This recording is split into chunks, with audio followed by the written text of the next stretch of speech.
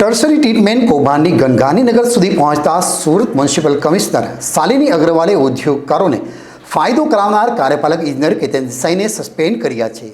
કતારગામના ધારાસભ્ય વિનુ મોરડિયાએ સીએમને પત્ર લખી એસીબી તપાસની માંગ કરી છે.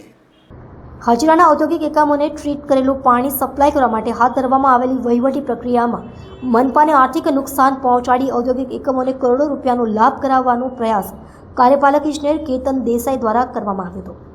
હજીરાના ટર્સરી ટ્રીટેડનું પાણી સપ્લાય માટે 200 mld ક્ષમતાના ટીટીપી બનાવવા માટે ઉદ્યોગ ગૃહોની ઓફરને આધારે એજન્સી સાથે વાટાઘાટ બાદ રિવાઇઝ ઓફરને આધારે સ્થાયી સમિતિ સમક્ષ રજૂ કરવાની દરખાસ્તની ઊંડાણપૂર્વક તપાસ કરવામાં આવતા મોટું કૌભાંડ થયું હોવાની વાત સુરત મહાનગરપાલિકાના કમિશનર શાલિની અગ્રવાલને ધ્યાનમાં આવ્યું હતું, જેને લઈને તેમણે કાર્યપાલક ઇજનેર કેતન દેસાઈને સસ્પેન્ડ કરવાનો ઓર્ડર કર્યો છે.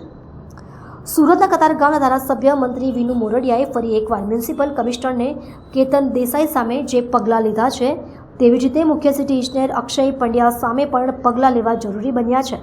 3 વર્ષ પહેલાં પૂર્વ કાર્યપાલક ઇજનેરની પોસ્ટ પરથી સીધા જ ઇન્ચાર્જ ડેપ્યુટી કમિશનર સુધી પહોંચનાર કેતન દેસાઈને સુરત મહાનગરપાલિકાના કમિશનર શાલિની અગ્રવાલ દ્વારા સસ્પેન્ડ કરી દેવાયા છે, પરંતુ અક્ષય પંડ્યા સામે અત્યાર સુધી કોઈ પગલાં લેવાયા નથી. કેતન દેસાઈ જેટલી જવાબદારી વિભાગીય વડા તરીકે અક્ષય પંડ્યાની પણ બને છે. આ સમગ્ર કાંડમાં ઝીણવટભરી તપાસ થવી જરૂરી છે. એસીબી દ્વારા તપાસ કરવામાં આવે તે પણ જરૂરી છે. અધિકારીના આવકના સ્ત્રોત શું છે તેની પણ તપાસ થવી જોઈએ. ભૂતકાળમાં જે ટેન્ડર પ્રક્રિયા થઈ છે તેમાં પણ તપાસ કરવામાં આવે તો ચોંકાવનારી બાબતો સામે આવી શકે તેમ છે. જી સર, સુરત મહાનગરપાલિકાની અંદર નોકરી કરતા કેતન દેસાઈ એમને આજે કમિશનરશ્રીએ દરખાસ્ત રજૂ કરી સસ્પેન્ડ કરવા માટે. જે પ્રકારે જે ટ્રીટેડ પ્લાન્ટના એસ્ટિમેટ મંજૂર કરવામાં આવ્યા હતા લગભગ 900 કરોડથી વધારેના, એ પણ નવા એસઓઆર મુજબ ત્યારબાદ 1600 કરોડથી વધારેનું ટેન્ડર તૈયાર કરવામાં આવ્યું અને એ કમિશનર મારફત સ્ટેન્ડિંગમાં રજૂ કરવા જઈ રહ્યા હતા.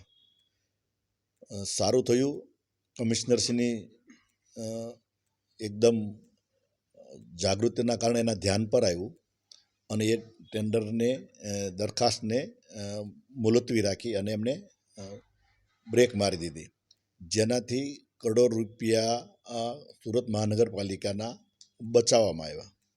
પરંતુ આજે જ્યારે એની સામે કાર્યવાહી થઈ રહી છે ત્યારે એની સાથે સાથે આ તો એડિશનલ સિટી ઇજનેરનો એની પાસે ચાર્જ હતો અને આ વ્યક્તિ વર્ષોથી આમાં નોકરી પણ કરે છે, આ જ વિભાગમાં નોકરી કરે છે, ટેન્ડરમાં ને એમાં એ માહિર છે.